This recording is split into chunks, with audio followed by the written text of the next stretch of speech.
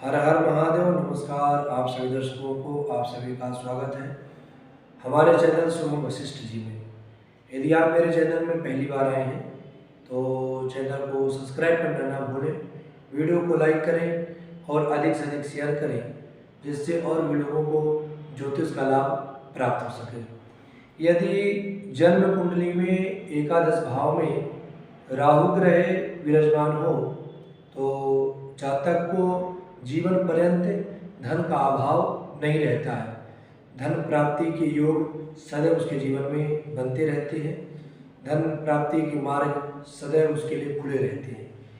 पंचम भाव में केतु ग्रह विराजमान होंगे जब राहु एकादश भाव में होंगे।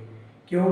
क्योंकि राहु से सप्तम भाव में केतु ग्रह विराजमान होते हैं। पंचम भाव में यदि राहु ग्रह यदि विराजमान है तो जातक को ऊपरी बाधाओं का सामना करना पड़ता है। भूत, प्रेत, पिशाच, डाकनी, शाकनी इत्यादियों का उसके जीवन में ऊपरी बाधाओं का अत्यधिक प्रकोप बना रहता है। सदैव उसे ऐसा महसूस होता है कि मेरे पास कोई आत्मा, कोई परछाई या कोई व्यक्ति खड़ा है जो मुझे परेशान कर रहा है।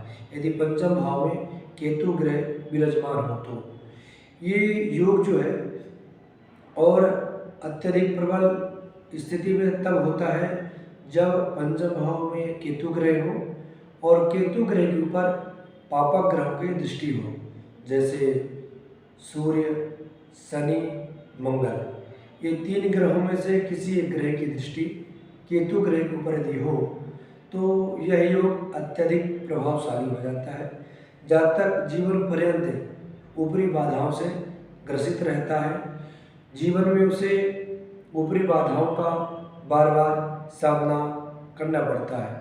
कहीं एकांत में या रात्रि काल में जातक अकेले जाए या एकांत स्थान में जातक अकेला हो तो वहाँ पर उसे ऊपरी बाधाओं का सामना करना पड़ता है। ऊपरी परछाइयाँ उसे दिखती रहती हैं। लेकिन यहाँ पर एक बहुत ही अद्भुत योग भी बनता है इस केतु के माध्यम से। पंचम भाव में यदि केतु ग्रह है और शुभ ग्रहों की दृष्टि है, सूर्य, शुक्र या शुभ आपके बुध या पूर्ण चंद्रमा, इन ग्रहों में से किसी एक ग्रह की दृष्टि केतु के ऊपर है तो जातक को दिव्य शक्तियों का भी दर्शन होता है, दैविक शक्तियों का भी दर्शन होता रहता है, दैविक कृपा भी प्राप्त हो रहती है। क्यों?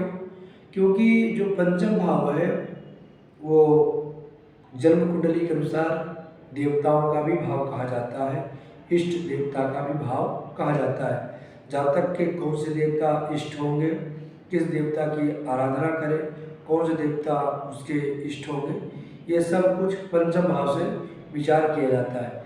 यदि पंचम भाव में केतु ग्रह विराजमान है और शुभ ग्रहों की दृष्टि है तो निसंदेह जातक को दैवी शक्तियों का भी दर्शन होगा, दैविक कृपा भी प्राप्त होती है। लेकिन यदि पंचम भाव में केतु ग्रह विराजमान है और पापक ग्रहों की दृष्टि है तो जातक के जीवन में भूत, प्रेत, पिशाच, डाकनी, शाकनी इत्यादि ऊपरी बाधाएं सदैव लगी रहती हैं। जीवन पर्यंत ऊपरी बाधाओं का सामना करना पड़ता है। यदि इस प्रकार का योग जन्म कुंडली में आपके है तो आज मैं आपको एक बहुत ही अद्भुत प्रयोग बता रहा हूँ, उपाय बताऊंगा। उस उपाय को यदि आप करते हैं तो ऊपरी शक्तियों से अत्यधिक आपको राहत प्राप्त हो सकती है, छुटकारा प्राप्त हो सकता है। आप नित्य प्रति बटु भैरव स्तोत्र का 3 पाठ करें और अपने इष्ट की साधना करें, अपने इष्ट की आराधना करें। पंचम भाव में कौन सी राशि है, उस राशि के स्वामी ग्रह कौन से हैं और उस ग्रह के देवता कौन है, वो आपके इष्ट होंगे। आप अपने इष्ट की आराधना करें। यदि आपको अपने इष्ट के बारे में पता नहीं है तो आप अपने कुल के देवता की आराधना भी कर सकते हैं।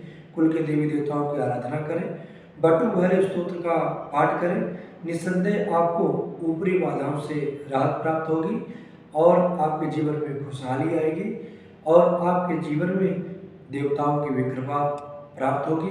पुनः अगले वीडियो में एक नए विषय को लेकर हम लोग मिलेंगे, क्योंकि ज्योतिष जो है वो जिज्ञासा है, वो अत्यधिक चिंतन और मनन का विषय है। इसलिए ज्योतिष में जितना भी चिंतन किया जाए, जितना भी जिज्ञासा उत्पन्न की जाए, उतने फल की प्राप्ति होती है, उतनी नई जानकारी प्राप्त होती है। जो मैंने आपको बताया, ये बात आपको कैसी लगी ये कमेंट बॉक्स में बताना ना भूलें। और आपके भी जीवन में ऊपरी शक्तियों का, ऊपरी परछाइयों का यदि प्रकोप है, भूत प्रेत इत्यादियों का प्रकोप है, तो कमेंट बॉक्स में बताना ना भूलें। यदि देवी शक्ति की कृपा आपके ऊपर है तो भी बताना ना भूलें। पुनः अगले वीडियो में एक नए विषय को लेकर मिलेंगे। तब तक के लिए आप सभी को नमस्कार।